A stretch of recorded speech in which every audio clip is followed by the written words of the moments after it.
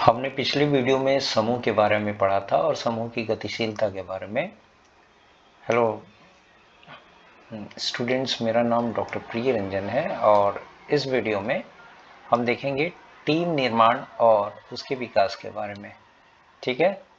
अब टीम निर्माण जो संगठनात्मक व्यवहार के अंतर्गत टीम निर्माण का जो महत्व है वो किस प्रकार से है, तो देखिए, जैसे कि टीम से ही तात्पर्य होता है cricket team, football team, kho kho team, kabaddi team, ये जितने भी होते हैं, खास करके खेल में जो भी विद्यार्थी, खेल में जो भी खिलाड़ी एक साथ जो एक समूह में होते हैं वो टीम कहलाते हैं, जबकि संगठन के जो इकट्ठे सदस्य होते हैं वो समूह कहलाते हैं।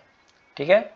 खेल के लिए जो इकट्ठे हुए खिलाड़ी होते हैं उनको टीम कहा जाता है, जबकि संगठन के सदस्यों को जो समूह में होते हैं उनको हम क्या कहते हैं? उनको हम लोग टीम कहते हैं, सॉरी, उनको हम लोग समूह कहते हैं। ये चीज क्लियर हुआ।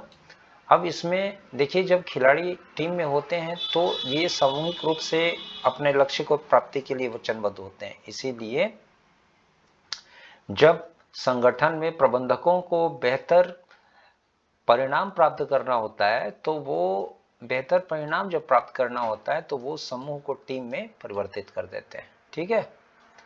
अब चलते हैं हम किस चीज को लेकर के, तो अब हम चलते हैं इसकी परिभाषा को लेकर के। परिभाषा देखिएगा, टीम की परिभाषा क्या होती है?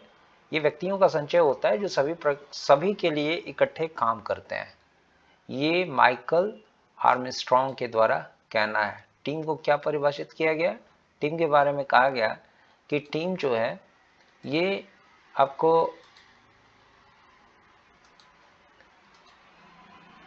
टीम ऐसे व्यक्तियों का संचय होता है जो सभी के लिए इकट्ठे काम करते हैं। उदाहरण के लिए देखिए, जो फुटबॉल टीम होती है, फुटबॉल टीम में जो विरोधी टीम होता है उसके खिलाफ गोल करना ही उसका मुख्य लक्ष्य होता है और उसके लिए जितने भी प्लेयर्स होते हैं वो उसके लिए तत्पर होते हैं। ठीक है, कि हमें जो अपोजिट टीम है उसके उसे गोल करना है। और दूसरी बात यह है कि जब क्रिकेट टीम की बात आती है तो जो फील्डिंग में लगी हुई सारे क्रिकेट की टीम होती है उसका मुख्य उद्देश्य होता है विकेट लेना। सभी लोग मिलकर के बैट्समैन का विकेट लेने के चक्कर में रहते हैं। तो इस तरीके से आप देख रहे हैं क्या, टीम जो होता है ना, टीम ये व्यक्तियों का संचय होता है जो सभी के लिए इकट्ठे काम करते हैं। ये माइकल आर्मस्ट्रॉन्ग का कहना है। तो इस तरीके से जो सरल शब्दों में टीम को परिभाषित किया गया उसमें बताया गया है क्या, कि ऐसे समूह जिसके सदस्य सामूहिक उद्देश्य के लिए वचनबद्ध होते हैं। ठीक है। और ऐसा करने के लिए वो अपने सब कुछ दांव पर लगाने के लिए तैयार होते हैं, वो क्या कहलाते हैं? टीम कहलाते हैं। तो आप देखिएगा कि ये सामूहिक उद्देश्य इनका सिर्फ एक ही होता है, एक लक्ष्य की प्राप्ति, और लक्ष्य की प्राप्ति के लिए ये अपना सब कुछ दांव पे लगाते हैं। तो बिल्कुल सही बात है। इनका लक्ष्य यदि गोल करना है तो गोल करने के लिए सब जी जान से प्रयास करते हैं ताकि गोल किया जा सके या फिर विकेट लिया जा सके। तो इसी तरीके से जब बात आती है व्यवसाय में, व्यवसायिक संगठन में, तो जो प्रबंधक होता है ये अपने समूह को टीम में कन्वर्ट कर देता है ताकि लक्ष्य को बेहतर तरीके से प्राप्त किया जा सके। अब इसकी विशेषता क्या होती है टीम की?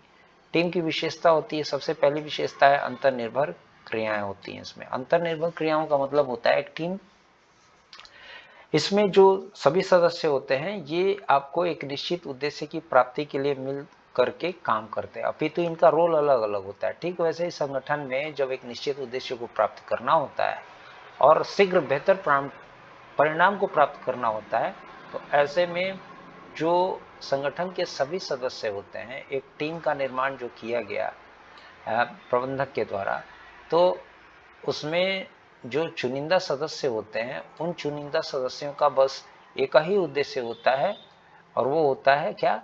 सामूहिक उद्देश्य की प्राप्ति, यानी जिस पर्पस के लिए टीम का गठन किया गया है उसको प्राप्ति के लिए सभी लोग सम्मिलित रूप से काम करें। ठीक है। और साथ ही साथ यद्यपि ये सभी अलग अलग क्रिया करते हैं लेकिन सभी सामूहिक रूप से एक निश्चित उद्देश्य की प्राप्ति के लिए काम करते हैं। तो इस तरीके से ये अंतर्निर्भरता इनकी होती है। एक के द्वारा किए गए क्रिया दूसरे से अलग भले ही हो लेकिन ये सभी एक दूसरे पर निर्भर करते हैं। नेक्स्ट है आपका क्या, सदस्यों की कम संख्या।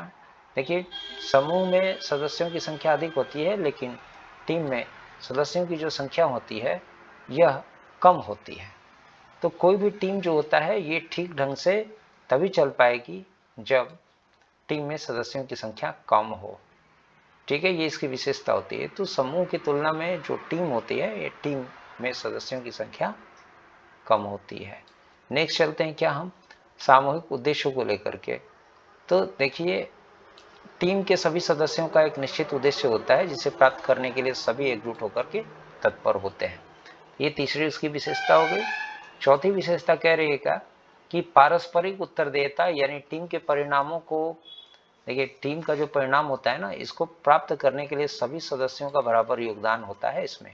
तो इस तरीके से परिणाम तक पहुंचने के लिए सबका उत्तरदायित्व बनता है। पारस्परिक उत्तरदेयता इसी बात को इंगित करता है। पांचवा जो पॉइंट है ये कहता है संघर्षों को सहज स्वीकृति मिलती है इसमें। टीम में देखिए एक निश्चित उद्देश्य को प्राप्त करने के लिए सभी लोग संघर्ष करते हैं। ठीक है, तो संघर्ष के प्रति सकारात्मक दृष्टिकोण होता है इसमें। तो सदस्य जो होते हैं संघर्ष को नव प्रवर्तन का पर्याय मानते हैं। समझ गए, यानी संघर्ष की शुरुआत। टीम में चूंकि निश्चित उद्देश्य को प्राप्त करना है तो उस निश्चित उद्देश्य को प्राप्त करने के लिए नए तरीके से संघर्ष करना पड़ता है, इसलिए संघर्ष को सह स्वीकृति मिल जाती है। पांचवा जो है ये पूर्ण भागीदारी की बात होती है। तो टीम के सदस्यों को सभी निर्णयों में सलाह देने का अधिकार होता है। इसमें सभी का मान बराबर होता है, इक्वल होते हैं, इसलिए इनको सभी सदस्यों को सलाह देने का अधिकार होता है। नेक्स्ट आपका टीम का स्वमूल्यांकन। एक प्रभावी टीम के, देखिए ये थोड़ा सा ब्लर आ रहा है ये, तो एक प्रभावी टीम के सदस्य कुछ अंतराल के बाद अपने अपने कार्यों को के निष्पादन का मूल्यांकन करते हैं। उदाहरण के लिए कोई भी टीम हो, जैसे कोई क्रिकेटर है, कोई बैट्समैन है, उसने कहाँ गड़बड़ी की है, इस चीज को वो खुद ही देखता है। देखने के बाद में फिर उसे दूर करने का प्रयास करता है, अपितु जो टीम का कोच होता है उसे उसकी रिकॉर्डिंग दिखाई जाती है कि तुमने कहाँ कहाँ किस तरह से गलती की है, तुम्हें इसमें यहाँ सुधार करने की आवश्यकता है। तो इसमें एक तो स्वमूल्यांकन भी करता है, और दूसरा चीज जो दूसरे के द्वारा ऑब्जर्वर है जो, उसके द्वारा भी मूल्यांकन किया जाता है। तो टीम में जो अगला आपका सातवां पॉइंट है वो क्या है, एक प्रभावित टीम के सदस्य कुछ अंतराल के बाद में अपने अपने कार्यों का स्वमूल्यांकन करते हैं। तो ये सारी चीजें आपको टीम की विशेषता हो गई। अब देखिए टीम के जो प्रकार होते हैं उसमें समस्या समाधान टीम होती है। इसमें समस्या के समाधान के लिए टीम का गठन किया जाता है, समस्या का समाधान हुआ, टीम खत्म हो गई। दूसरा है क्रॉस कार्यात्मक टीम। क्रॉस कार्यात्मक टीम क्या होता है, कई बार ऐसी समस्याएं पैदा हो जाती है जिसको हल करने के लिए विभिन्न विभागों या क्षेत्रों या स्तरों के विशेषज्ञों को एकजुट होना पड़ता है, गठित होकर के ये टीम का निर्माण करते हैं। ठीक है, जिसको हम लोग क्रॉस कार्यात्मक टीम कहते हैं। यथार्थ टीम क्या होती है, यथार्थ टीम के अंतर्गत इसमें क्या होता है कि आपस में लोग इलेक्ट्रॉनिक मीडिया के माध्यम से मिलते हैं। ठीक है, तो आपने देखा होगा इलेक्ट्रॉनिक माध्यम के माध्यम से जो निश्चित उद्देश्य के लिए ये आपस में जुड़ते हैं, जैसे वेबिनार वगैरह होता है, तो वेबिनार को तो हम टीम कह नहीं सकते हैं, लेकिन इनका एक निश्चित उद्देश्य होता है, या फिर किसी खास मुद्दे पर चर्चा करने के लिए जब ये जुटते हैं उससे कुछ निष्कर्ष वगैरह निकालने की आवश्यकता होती है। इसके जो भी सदस्य होंगे वो पहले तो ये जो ग्रुप होगा यथार्थ टीम के रूप में कहलाएगा। ठीक है, और ये है स्वतः प्रतिबंधित टीम। स्वतः प्रतिबंधित टीम के अंतर्गत क्या होता है, ये टीम बिना किसी प्रबंध के काम करती है। इसके सदस्य खुद ही इनका लक्ष्य निर्धारण करते हैं, नियोजन करते हैं, नियंत्रण करते हैं, निष्पादन मूल्यांकन करते हैं, प्रशिक्षण बजट बनाने आदि के लिए स्वयं के लिए ये स्वयं उसके प्रति उत्तरदायी होते हैं। इसके लिए किसी प्रबंधक की आवश्यकता नहीं होती है। तो इस तरीके से टीम के 3 प्रकार हो गए। Thank you so much to be the part of this session. Good bye, good night.